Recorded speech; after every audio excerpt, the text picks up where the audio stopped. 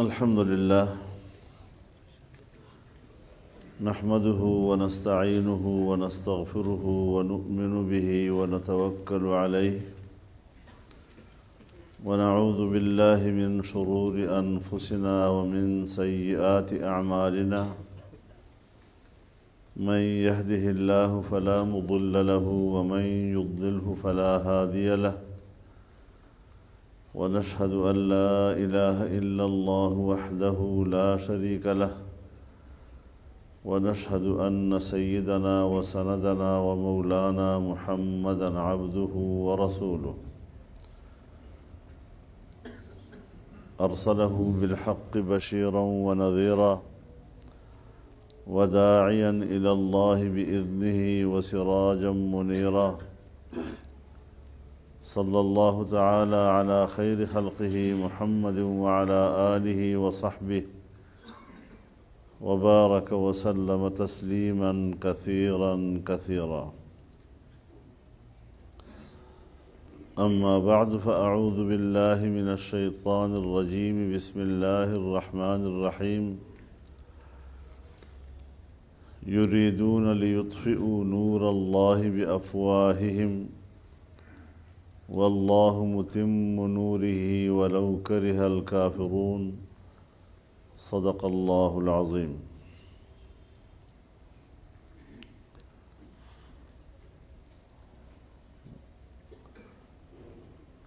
صدر اجلاس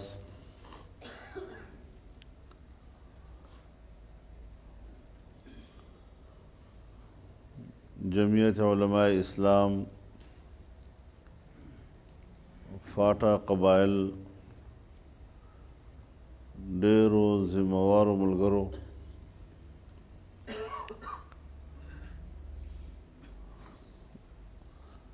ځان دپاره ډیر د سعادت خبره بولم چې د ستاسو په دغه مبارک اجتماع کې ما ته هم د شرکت دعوت راکړ او الله پاک بیا په دغه کې د شرکت توفیق راکړ. رب العالمین دې دغه اجتماع قبول وګرځوي او د موږ ټولو د نجات سبب او ذریعه دې وګرځوي.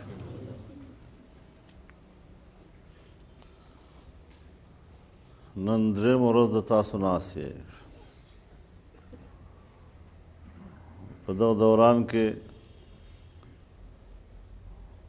تاسو د علماو او د ذمدارو ملګرو خبرې واورېدلې.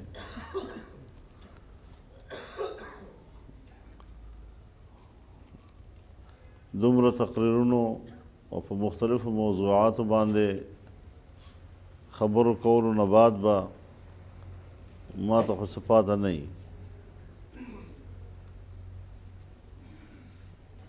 خو کوشش به کوو چې د یو طالب علم په حیث باندې څه خبرې سره یادې کړو.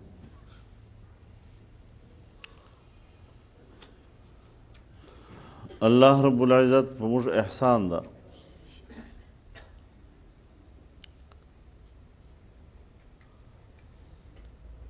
چې موږ د جمعیت علماء اسلام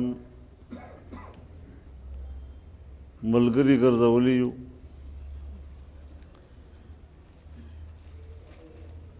په دغه جماعت کې موږ پیرلی یو او بیا له هغو اکابرو سره د موږ نسبت ده چې د کومو اکابرو په ذریعه باندې د موږ سند جناب رسول الله صلی الله علیه وسلم ته رسي.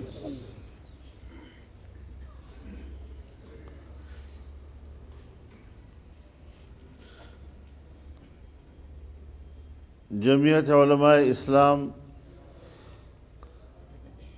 د هغو اکابرو وارث جماعت ده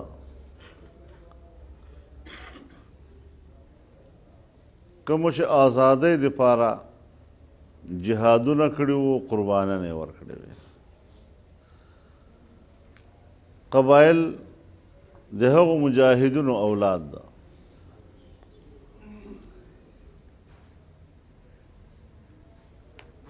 پیرنګیانو خلاف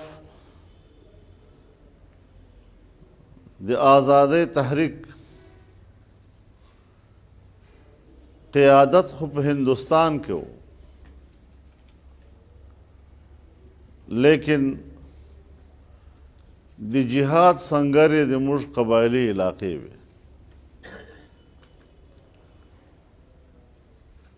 موږ فخر کوو په دې خبرې چې موږ د هغو مجاهدینو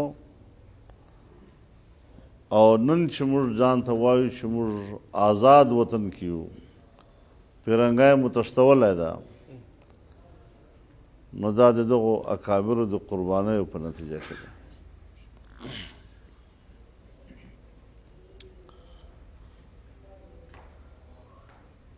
نن چې کومه رڼا موږ ته حاصله ده او د کومې رڼا په نتیجه کې نن موږ دلته سره یو ځای یو، دا هم هغه رڼا ده چې موږ اکابرو او اسلافو بله کړې وه، او نن پورې د هغې رڼا په دنیا کې موجوده ده، او الله دې تر قیامته پورې په دغې رڼا کې موږ ته په مخ تلو توفیق راکړي.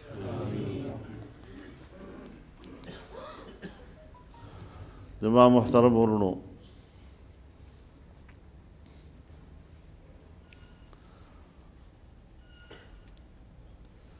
جمعیت علماء چې په هندوستان کې تاسیس وشو،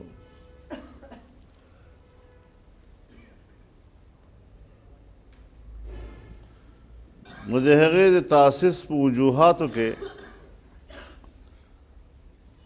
دوی دا لیکلي دي چې اسلام یو داسې دین ده چې هغه په انفرادي او اجتماعي زندګۍ کې د انسان رهنمایي کوي.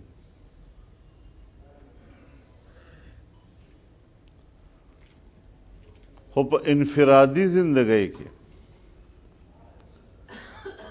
رهنمایۍ دپاره د یو فرد عالم رای کافي ده، لیکن په اجتماعي زندګۍ کې، په ملي او قومي زندګۍ کې د یو فرد عالم رای حجت نه ده، هغې دپاره د علماو اجتماعي رای ته ضرورت ده. یو سړی ده په خپل مانځه کې یو وسواس ور پرېوت، یو غلطي جندې وسوه، نو دی د خپل کلي مولوي صاحب ته ورمنډه کړي، مدرسې مفتي ته ورمنډه کړي، مولوي صاحب ما نه لمانځه کې نن دا غلطي وسوه، په دې روزه کې رانه یو غلطي وسوه، په زکات کې رانه غلطي وسوه، په میراث مسلې کې موږ نه سره پوهېږو چې دا میراث څرنګه تقسیم کړو، نو بیا موږ مدرسې مفتي ته هم رجوع کوو، د علاقې عالم ته هم رجوع کوو، او بیا هغه عالم چې موږ ته کومه رهنمایي راکړي موږ پرې باندې عمل کوو، او دا موږ ځان دپاره کافي وبولو. لیکن که امت ته مسله پیښه سوه، قوم او ملت ته یو مسله پیښه شوه، نو بیا هلته د یو فرد عالم رای نه کافي کېږي. راسې چې یو داسې جماعت جوړ کړو چې په هغې کې د علماو یو شورایي نظام موجود وي،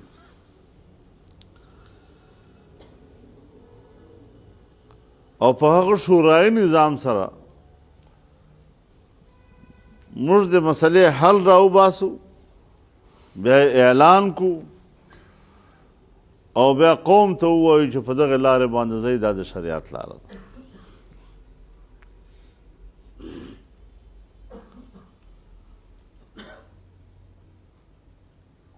نو هغې دپاره اول خو علم، تعلیم، تعلم سلسله ضروري ده چې اهل علم پیدا کو. له هغې نه بعد په هغه علم باندې د عمل طریقې جوړې کړو.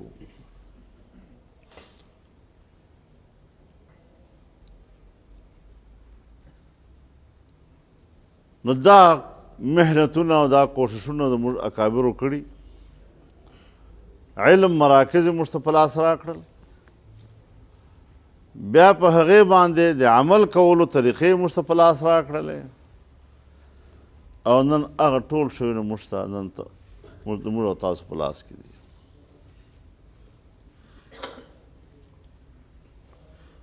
وحی بند ده، تر قیامته به وحی نه راځي بچا، لیکن مشوره به وي، شورایت به د هغې ځای نسی.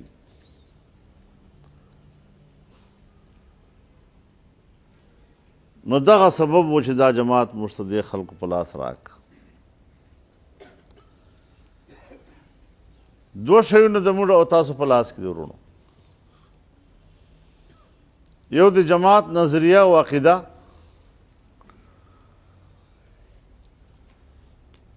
او بل د دغه جماعت رویه.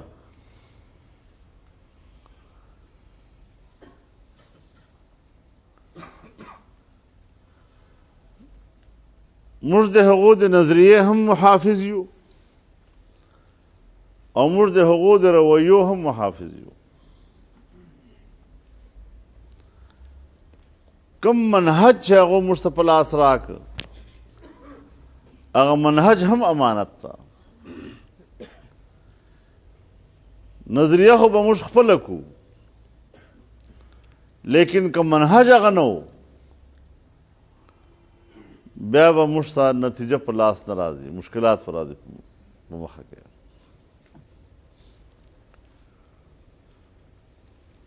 موږ اکابرو خپله نظریه یو عالمگیر نظام په طور باندې پیشه کړې وه. انسانیت ته پیغام ورکړی و.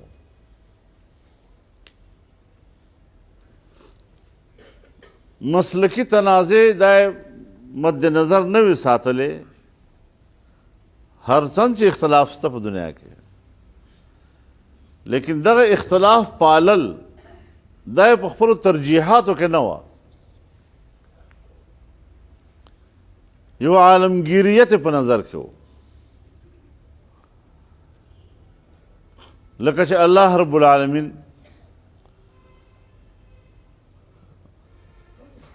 تمام مسلمانانو ته او هر هغه سړی چې کلمه یې ویلې ده هغې تعبیر په امت سره کوي. کنتم خیر امت اخرجت للناس تأمرون بالمعروف وتنهون عن المنکر.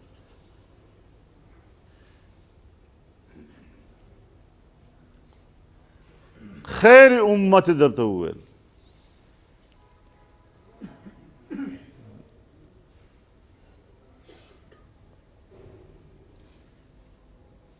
لیکن ورسره تمام انسانیت ته دعوت ورکول. اخرجت للناس، تمام انسانیت به په نظر کې. خپل یوه خاصه علاقه، لا د هغې خاصې علاقې یو خاص مسلک او له هغه مسلک سره وابسته خلک به په نظر کې نه وي.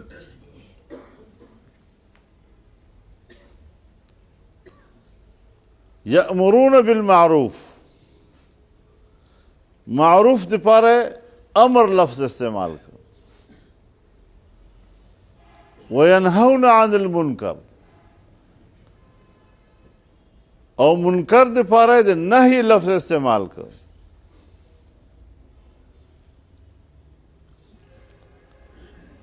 امر او نهی ورونو دا په خواسته په منت نه کېږي، په لجاجت نه کېږي، دا تباره قوت پکاري، یو سیاسي قوت په پیدا کوي. هغه سیاسي قوت چې تا ته حاکمیت په لاس درکوي او مقام حکومت ته دې رسوي.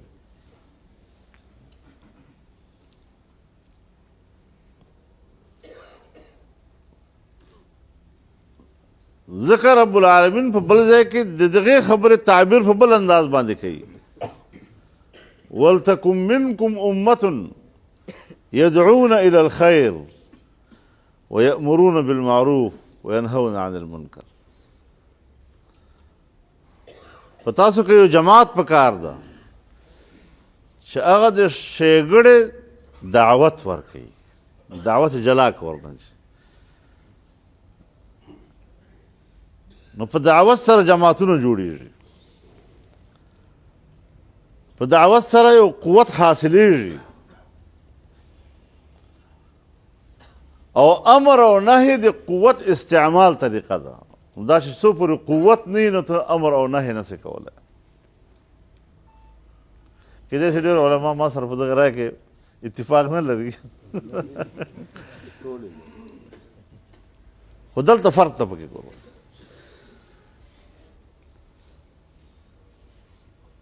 بیا د دعوت خپل ځان ته تقاضې دي. ادعو الى سبيل ربك ادعو الى ربك بالحکمه والموعظه الحسنه. دعوت په دوه طریقو باندې ده، حکمت او حسن موعظت. حکمت څه ته وایي؟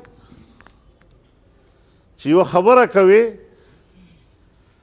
او د هغې موقع محل ادراک درته کېدای شي چې دا خبره دلته یې کولو ده یې که یې نه ده کولو، دا خبره دغه سړي ته یې کولو ده که یې نه ده کولو.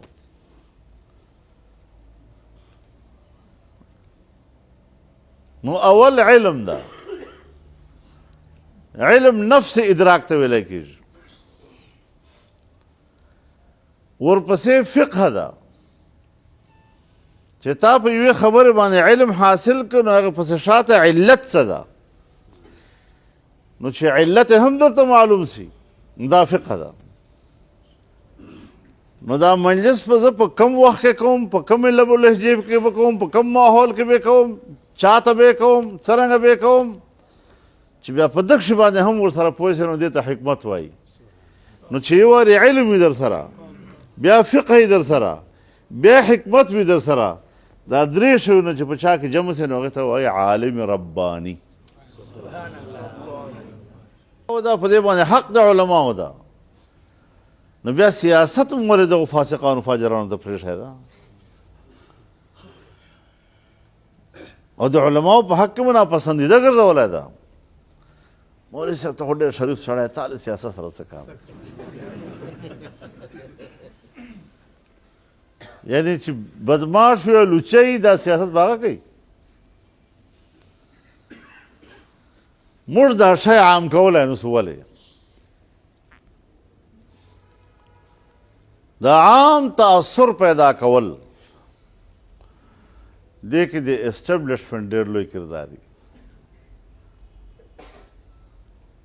د هرې زمانې اسټبلشمنټ دا غواړي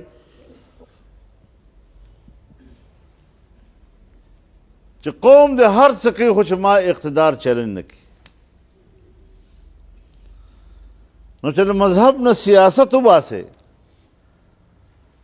نو بس صاحب اقتدار دې آزاد کړ، هغه مطمئن سه چې بس دا په منځو اخته وي، فضایل به بیانوي، د روزو فضایل به بیانوي، زه دې په امن یم بس.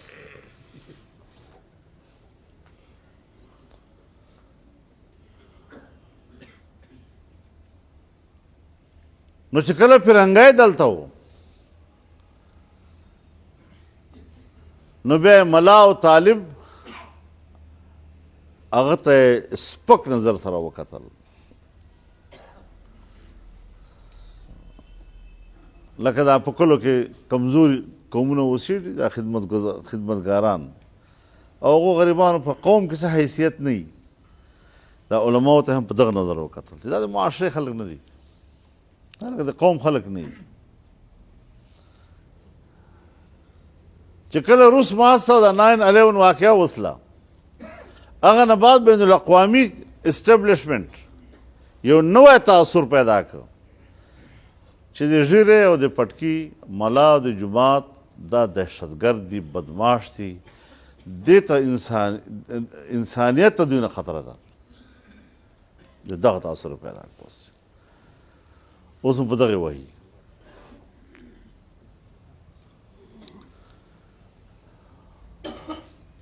په دې حوالې سره دا خپلې سلسلې هغو ته تحفظ ورکول، هغو ته دوام ورکول، دا یو ډېر لوی حکمت غواړي.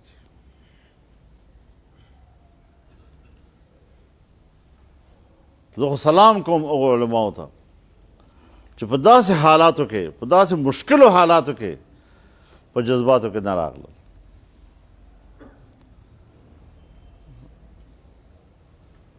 او امریکې او بین الاقوامي دنیا دا غوښتل چې دا مذهبي نوجوان موږ په اشتعال کې راولو، چې دا ټوپک ته لاس واچوي، او چې ټوپک ته لاس واچوي نو خپل ریاست سره به تصادم وکړي او ریاستي قوت سره به دا ختم کړو، تباه برباد به کړو.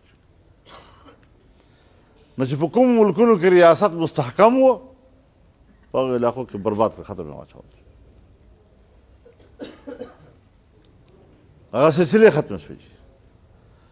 اوس خبره دا ده چې مدرسه ده د تا په لاس کې ده، تبلیغ ده د تا په لاس کې ده، جماعت ده د تا په لاس کې ده، مدارسو سلسلې دي دا ټول تا په لاس کې دي. اوس ته ځان رسول غواړې چې زه حاکمیت ته ځان ورسوم چې د الله شریعت نافظ کړم. مطلب دا چې د قوت هغه مرحله لا پاته ده، هغې ته نه یې رسېدلی تر اوسه پورې. لا موږ خو چې یو منبر اسمبلۍ ته لاړ شي چې واپس راځي وایي کوم اسلام دې راوړ. په یو منبر خو هغه قوت نه حاصلېږي. یو خبره کولی شي، یو بېدینۍ ته رکاوټ جوړېدی شي، نو هغه مقام ته موږ نه یو رسېدلي لا تر اوسه پورې. او که بیا رسېږو لاره یې الیکشن ده، نو په الیکشن کې هغه داندې در سره وکړي لکه دا اوس هم چې ولیدې. په قومي اسمبلۍ کې زموږ اکثریت نسته، هلته مو سینټ وګاټه، په سینټ کې زموږ اکثریت ته هلته مو بیله.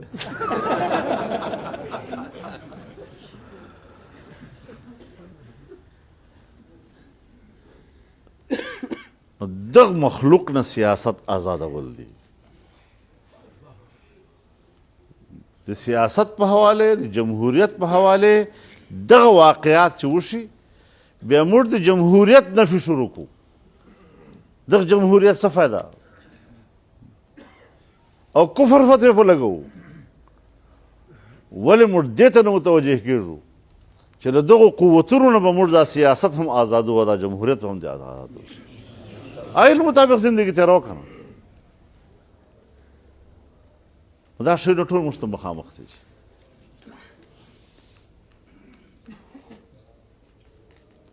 موږ اکابرو کې جامعیت و،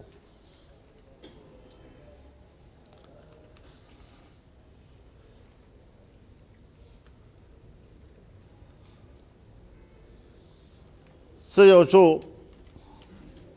الفاظ هغه استعمالوي لکه تعلیم الاحکام، چې تعبیر موږ په شریعت سره کوو. تهذیب الاخلاق، چې تعبیر موږ په تصوف سره کوو.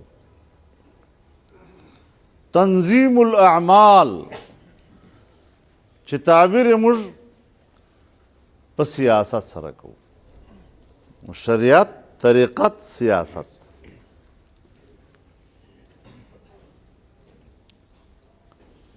شریعت خو لاره ده چې لاره نه ځي په کومه، او چې لاره وي او تیاری نو بیا هم په هغه لارې سفر ګران وي. نو رڼا به پیدا کوي، زړه کې به د ایمان نور پیدا کوي. نو هغې دپاره بیا اسلوب د سفر دا تصوف ته. خو چې بیا په یوې لارې سفر کوې نو هغې کې مشکلات هم راځي، هغې کې مشکلات هم راځي، ډبرې هم پکې راځي، غر هم پکې راځي، جنګل هم پکې راځي. بیا به لږ کې هغې سره هتیار هم مضبوط ځان سره ښوروي، دا ګنټې منټې به هم ځان سره وړی چې دا لارې کې دا که رکاوټ چې هغه صفا کړم. نو د دغې لارې مشکل حل کول دا سیاست ده، دا به ورسره زده کوي. که دغه د نه زده واپس پر روانه په مخ په نسه تللی. نو چې کله ته لارې کې مشکلات ډبره وهې، غر سموې، نو چې کوم اوزار استعمالوي نو هغې د کړنګ کړنګ آواز هم راځي، شور ور سره که نه وي. ځکه به دا سیاسي ماحول کې شور زیات وي، په مدرسو او په دا تصوف کې دومره شور نه وي.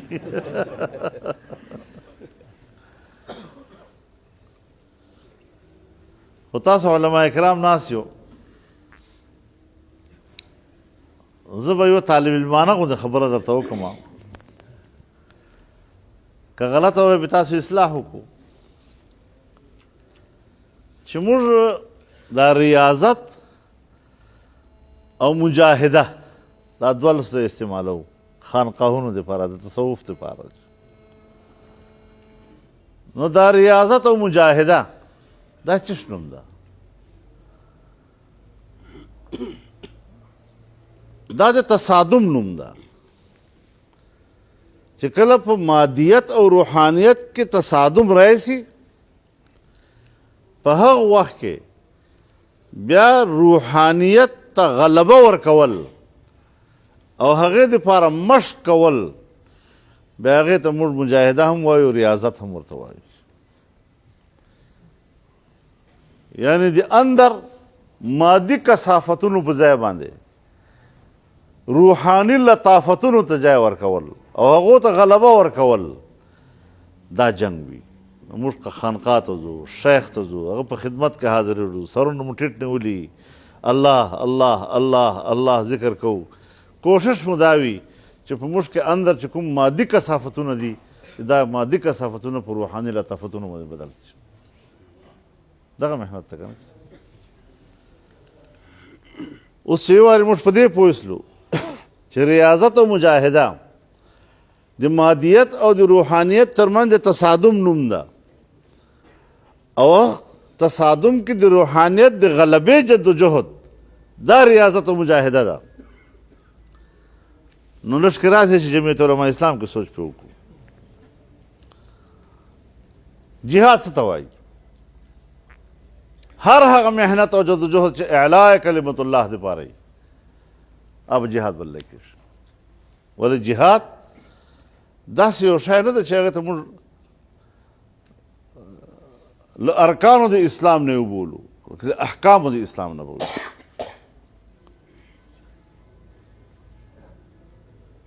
نو په مختلفو ماحول کې د هغې طریقه کار به مختلف وي.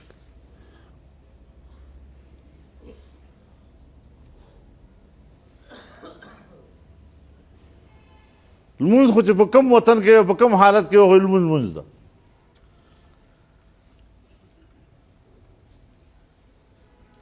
لیکن جهاد په کوم علاقې، په کوم وطن، په کوم زمانه، په کوم ماحول کې، نو د ماحول سره مناسب فلسفه، حکمت او د هغې طریقه کار جوړول چې اسلام په مخ بوځم، هغې دپاره محنت وکړم، غلبې دپاره محنت وکړم، دغې ته به موږ جهاد وایو.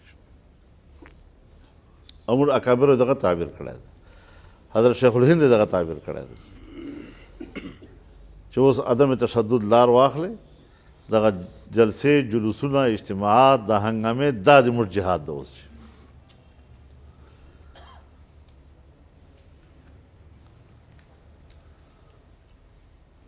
اوس چې یو سړی په جمعیت علما اسلام کې شاملیږي او نیت اعلاء کلمت الله، نو دا روحاني مقصد شو که نه.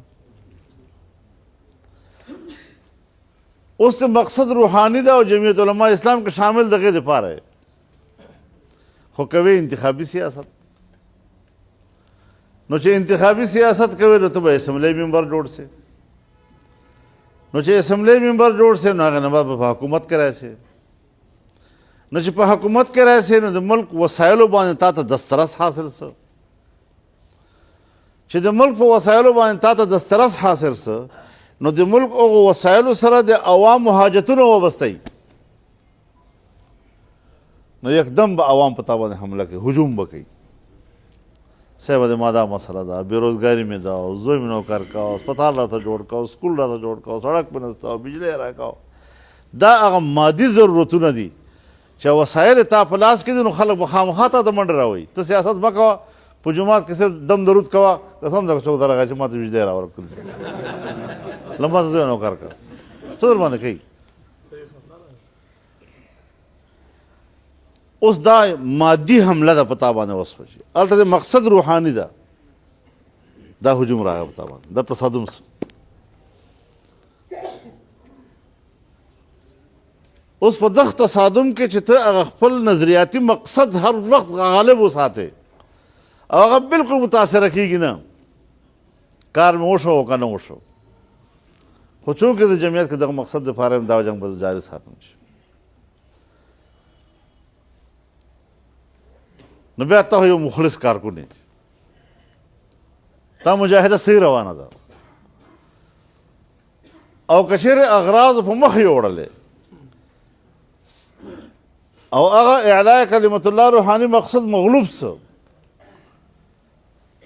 هغه ترجیح ته ختم سوی تا والا، نو بیا خو نبي صلی فرمي ان اعطي رضي وان لم يعط سخط، تعس وانتكس واذا شيك فلا ينتقش. تعس عبد الدينار وعبد الدرهم وعبد الخميصة إن أعطي رضي وإن لم يعط سخط. خو پیسو بندی ته که مفاد ته ملاو سه خو بیا راضي یې، که مفاد نسي ملاو بیا خفه سي. په دغه جمعیت کې څه کوم چې ما دوره یو کار نه کېږي.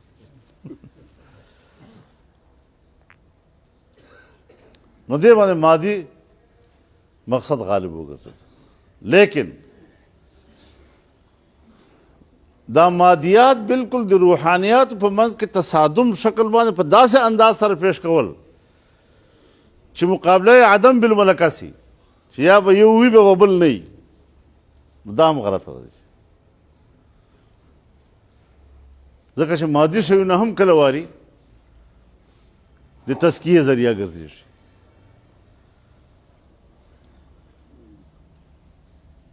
الله رب العزت فرمایي وسيجنبها الاتقى الذي يؤتي ماله يتزكى.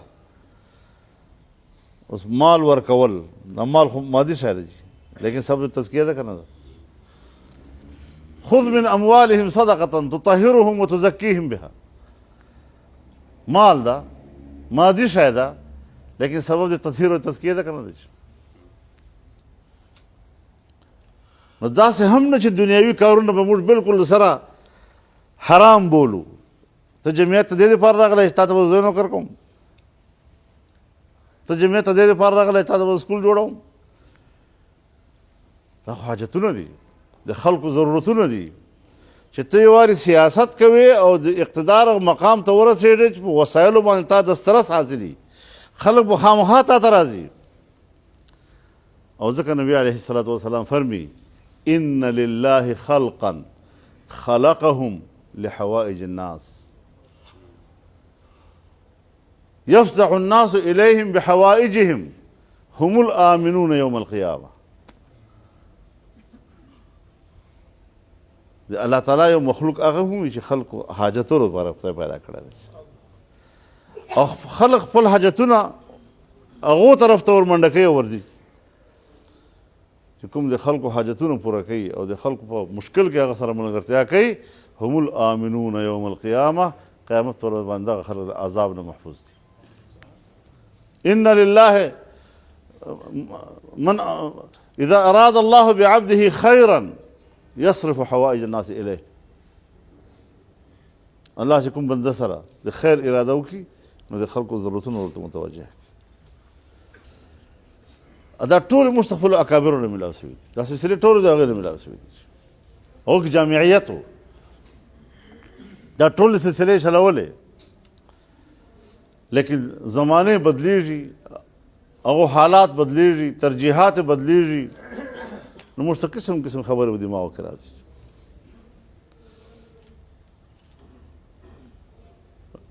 ته اسلام غواړې که جمهوریت غواړې؟ هلکه په اسلام په جمهور کې تقابل ده کله؟ دا خو داسې ده که ته ووایې چې اسلام غواړې که خلافت غواړې، دا خو داسې ده که ته اسلام غواړې که امارت غواړې،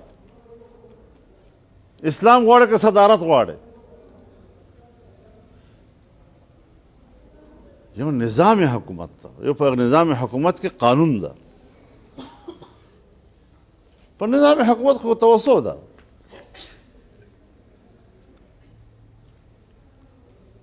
او په ډېرو اجتماعي امورو کې، ملي او قومي امورو کې معاملات قوم ته تفویض شوي دي چې دا معاملې تاسو په خوله طی کوئ. حضرت ابوبکر صدیق رضی اللہ تعالیٰ عنہ انتخاب په یوه طریقه، د حضرت عمر فاروق رضی انتخاب په بله طریقه، د حضرت عثمان انتخاب په بله طریقه، د حضرت علی انتخاب په بله طریقه. په خلافت راشده کې هر خلافت انتخاب له بل نه مختلف دی، ان امور مفوض دي قوم ته، دغه زمانه خلکو ته. نو په پاکستان کې موږ حضرات یوه لاره اختیاره کړې ده. لفظ جمهور دا د اسلام اصطلاح ده، او ټول نه زیاته د جمهور اصطلاح فقهاو استعماله کړې ده. لیکن نن چې موږ کوم جسته جمهوریت وایو، خلک معنی کې ډیموکریسی، او ډیموکریسی معنی عوام کی حاکمیت.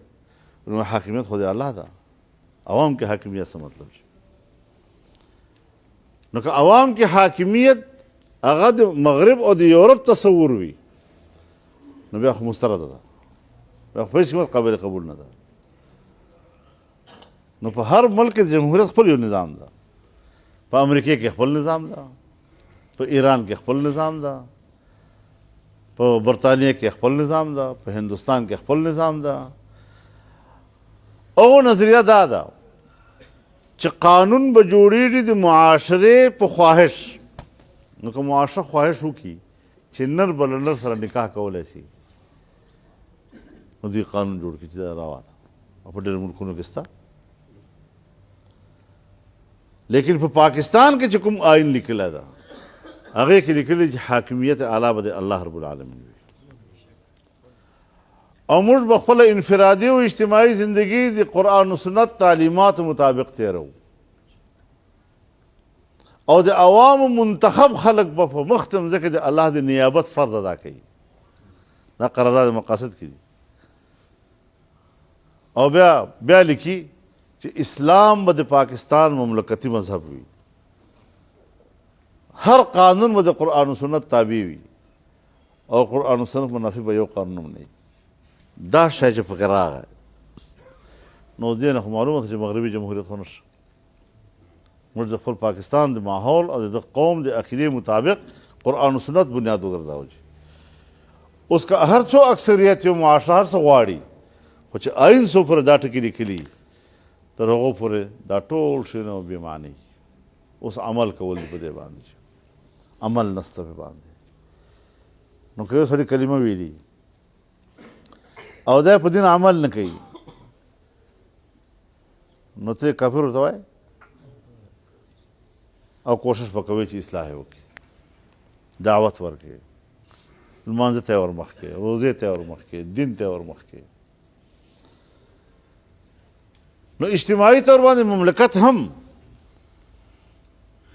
عمل نسته، نو عملیت طرف ته جدوجہد کول او محنت کول، دا ذمہواری پتا ده.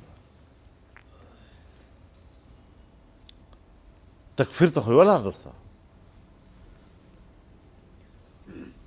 دا کوم چې دا فلسفه راغله چې اسلام یا جمهوریت. جمهوریت خو یو نظام ده، نظام حکومت. په دغه نظام حکومت کې به شریعت قانون وي. خلافت یو نظام حکومت، په دې کې به قرآن و سنت قانون وي. خو چونکې دغه اصطلاحات د حکومت په حوالې باندې په اول زمانې کې په نن زمانه کې هغه اصطلاحات زاړه چې کوم د متروک سلل نوي اصطلاحات وجود پیدا کړ نو دومره توسع په معاشرو کې په انسانیت کې موږ دا دومره ځانونه دومره بند کړي دي له حجرې نه بهر نه وځو ځکه موږ حضرات وایي چې دا شریعت او طریقت او سیاست دا چې سره جمع کړي نو اسلام به جوړېږي دا موالید ثلاثه دي د اسلام دپاره که خالی شریعت و او طریقت و سیاست معاون نو نو دا تنگ نظر پیدا کوي او چې طریقت وي او شریعت و سیاست معاون نه وي نو دا بیا رهبانیت پیدا کوي بس چې خانخواه کې حجرې ته ننوځي بیا په حجرې کې راټولۍ دي او راټولۍ دي یوې حجرې کې دې کښېنئ سر به دې ښکته نیولی بس په دغې کې باخته دا رهبانیت ته نږدې ماحول ده او اسلام د رهبانیت خلاف دی اخو له حجرې نه وځي کور ته کور نه وځي محلې ته له محلې نه وځي شهر ته له شهر نه وځي صحرا ته له صحرا نه وځي غرو ته په سمندرونو باندې حکومت په غرونو حکومت ټول پیلاو کېږي ولقد کرمنا بني آدم وحملناهم في البر والبحر ورزقناهم من الطيبات دا فلسفه د قرآن کریم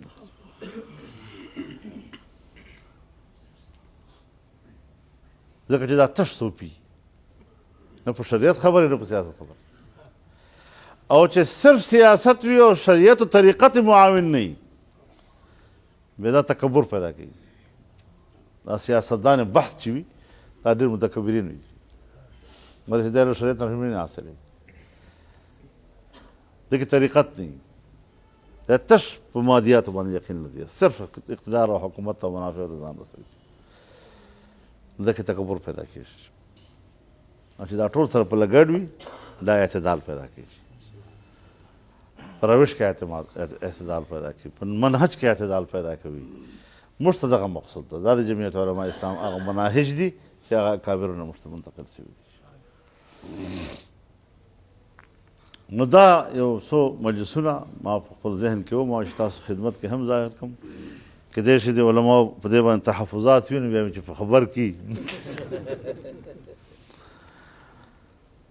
نو یو خو له فرقهواریت نه ځان وژغورئ جمعیت علما اسلام له دغو شیونو ځانونه ژغورلی دي څومره ماحول په موږ باندې تېر تللی دا شیعه او سني غبرګونه قتلونه او موږ په ماحول کې دا ماحول به هم موږ په ماحول کې جوړېدی شي لیکن جمعیت علما اسلام ځان نه پې ولاړه په هغه وخت کې مشکل عبور کړ تکلیف راغی په موږ باندې جي موږ معطل شو په هغه وخت کې جي لیکن موږ هغو سره مفاهمت په دغه انداز منهج باندې نه کوو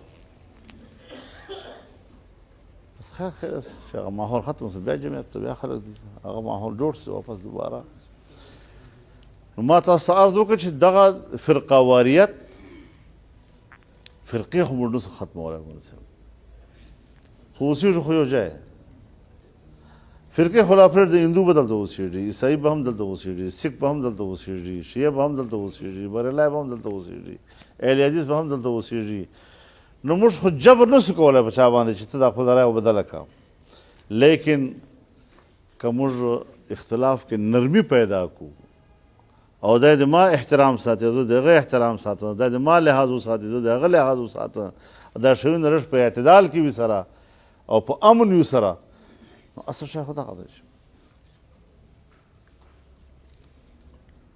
اوس جمعیت علما اسلام نن سیاسي جماعت ته سبا تا ته حکومت په لاس راغی پاکستان نظام تا په لاس کې راغی او تا له حکومت نه مخکې هندو سر پرې کوي او د سکھ وا سر پرې کوي او د عیسائی وا سر پرې کوي او شیعه مړ کوي او بریلی مړ کوي او دا وکوي او دا وکوي چې کله سبا تا حکومت راشي بیا به ته دغو خلکو سره څه چل کوي دوی چې کوم په پاکستان کې شهري حقوق دي او حقوقو سره به څه چل کوي نو اول نه ځان ته دوره اعتماد پیدا کړه چې هغه دا اطمینان وي چې دا خلک سبا په اقتدار کې راتلل دا به زما د حقوقو تحفظ کوي دا نن هم ما سره پر امن اوسېږي او هغو خلکو سره بدي کوي چې کوم خلک دغه حالات پیدا کوي نو دغه منهج حاصلول نور خو معروضي مسایل دي. په فاټه باندې چې کوم صورتحال تاسو برداشت کړه در باندې تېر سوه اوس لا در باندې تېرېږي. مخکې خو فاټه یو شناخت و چې دا فاټه ده،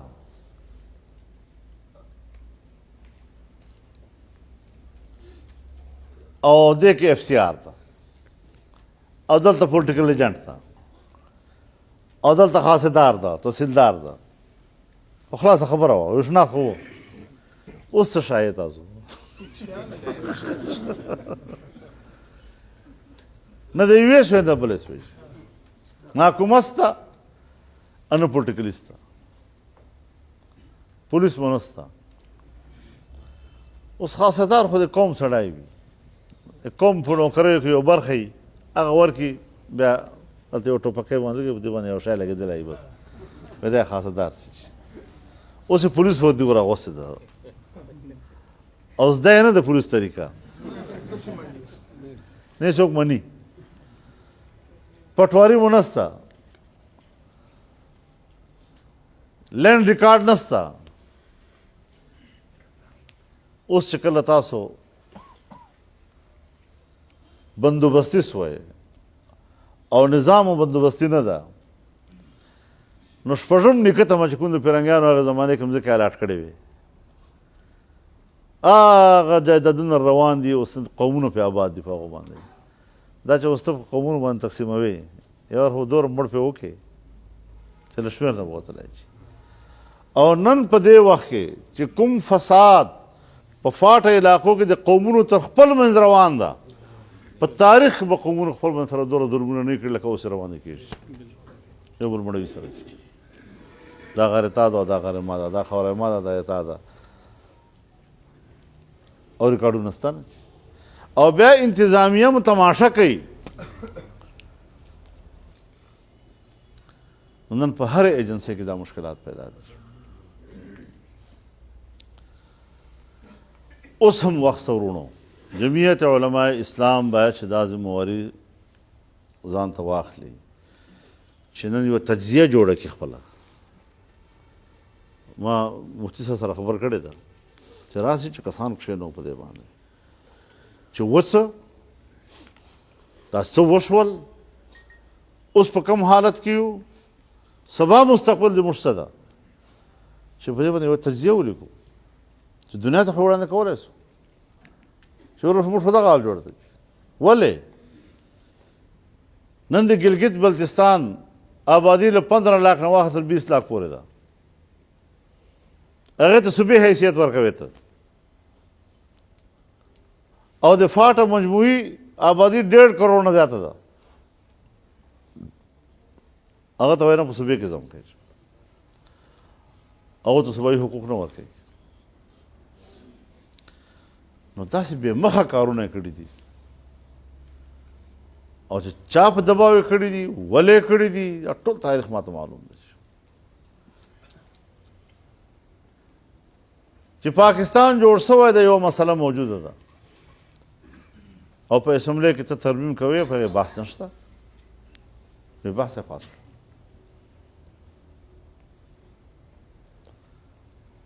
موږ نواز شریف سره اتحادیان خو دومره کلک اختلاف مو ورسره وکړو چې ما ټول تقریب ریکارډ پرې پروت،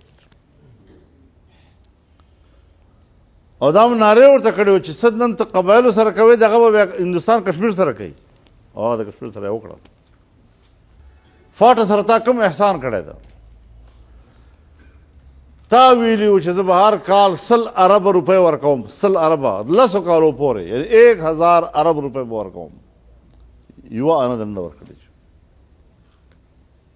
نرم په ډیګي خان چوک باندې بیټرني ناست دي، وایي موږ ته معاوضې لاندې راکړي. دا خو شخصي معاوضې دي، هغه 100 اربه علاقې ترقي دپاره، سړکونه به وي، هسپتالونه به وي، سکولونه به وي، یونیورسټۍ به وي، د قبایلو زندګي معیار به سیټل سره برابرو. 10 کاله په هغې لګېږي. ما چې 10 کاله لپاره تا خپله موده ورکړې ده، بیا په تا سخته سرچینه نه کوې. یو امداد نشته ورسره چې پیسه نشته. 6 کال پکار و 6 کال چې هر کال کومه فنډ کې اضافه کیږي په هغه حساب باندې 6 کال دا پکار و چې فوج ته 11 ارب روپے ملا ہوا ہے، لیکن فوج ته 9 ارب روپے ملا ہوئی دي ولې چې پیسه نشته.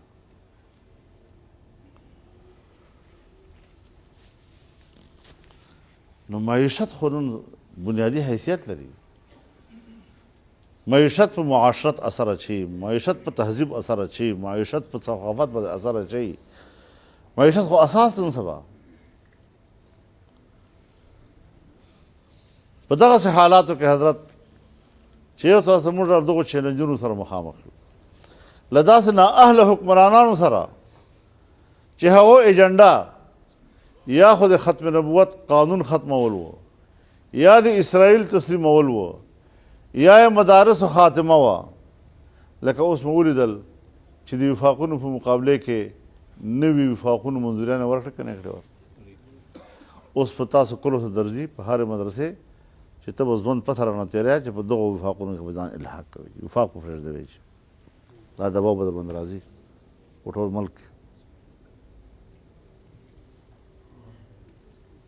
ګنې بیا به حساب کتاب درنه اخلي، مشکلات به ته پیدا کوي. دا تنخوا دې کوم راوړه، استاد دې څوک ته، خاندان یې څه شی ده، رشتې یې څه دي، وغیره وغیره. په داسې حالاتو کې دې خلکو سره په دغه محاذ باندې موږ مقابله وکړله چې هغه کوم دوی نیت و چې موږ مدرسې په خپل کنټرول کې واخلو. ما ته یې په خپله ویلي دي چې موږ به هرې مدرسې کې سرکاري 2 استادان درکوو، تنخوا به موږ ادا کړو. موږ په پیسو باندې ما دا خو به تا مداخلت وکړو، نه دا خو به موږ کوو، ما ته به یې نه کوې. زه چې یو وارې 100 استادانو ته تنخوا ورکولی شم، بیا 2 ته ورکولی شم.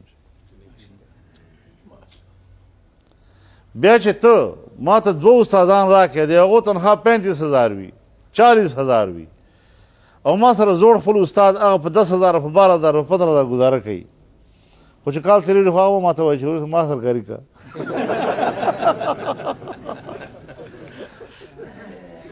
خامخا خولې کې به راځي.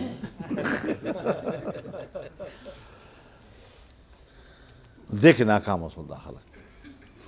اوس خپل نوي وفاقونه جوړ کړل. نو دا چل خو مدرسو په مقابله کې مشرف هم کړی و، ماډل مدرسې جوړې کړلې. دې کې به جدید علوم وي او داسې به وي او داسې به وي. هغه انجام یې څه؟ دغو وفاقو به انشاءالله دغه انجام. ملایانو ته به 10,000 روپۍ موږ اعزازیه ورکوو. تېر حکومت کې هم دغه لالچ ورکړه، خو علماو مسترد کړلی. اوس بیا ورکړي دا لالچ انشاءالله، اوس به مسترد وي. دوی په دغو پیسو باندې موږ زندګي نه تېرو. حضرت مولانا عبدالحق صاحب رحمه الله به موږ ته فرمیل وایي دا تعلیم ولې تر تازه وي؟ دا وایي د نبي علیه الصلاة والسلام دعا ده ورته، نظر الله امرأ سمع مقالتي فوعاها وأداها كما سمعها. په تاسو ته د نبي صاحب دعا ده ویلی چې یو پلار 2 زمنې، یو طالب یو کلي کې یو به وي، هغه خړ پوړ وي، طالب تر و تازه وي. هغه تر و تازګي ته الله پاک ورکړې ده او د نبي صاحب دعا یې قبوله کړې ده هغه پاک. نو د خپله تر و تازګي مه خرابوئ. په غریبي کې غیرت ښه ده تر دې چې پیسه دې له جیب وډکه یې بې غیرته. نو ځان نه بې غیرته کړو ورته چې 3 شیونه الله په لاس کې دي، هغه بنده ته وکړو حواله کړي نه دي. ډېرو شیونو کې اختیار الله بنده ته ورکړی ده که نه، لیکن 3 شیونه الله خپل لاس کې ساتلي دي. یو حیات و موت، دې کې د بنده هیڅ دخل نشته. یو عزت او ذلت، په دې کې د بنده هیڅ دغه نشته. یو رزق او تنګدستي، دا د الله په لاس کې دی. نو بیا زه ولې دې خوشامدي کوم؟ ولې دوی په قدمونو کې زه پروت یم؟ پېښه څه ده ما ته؟ حکومت به ملاو سي ما ته، بیا به عزت نه وي ورسره، بیا به څه ورسره کوو؟ قل اللهم مالک الملک تؤتي الملک من تشاء وتنزع الملک ممن تشاء وتعز من تشاء وتذل من تشاء. 2 مضامین دي، یو د بادشاهي یو د عزت. دا 2 مضامین دي. دا دواړه مضامین معطوف محذوف علیه دي او په معطوف محذوف کې مغایرت وي که نه؟ نو بادشاهي ځان له شاید او عزت ځان له شاید. الله قادر دی چې دواړه درکړي، الله قادر دی چې دواړه نه درکوي، الله قادر دی چې یو درکوي او بل نه درکوي. نو مال یزید ته اقتدار ورکړه خو عزت حسین ته ورکړه.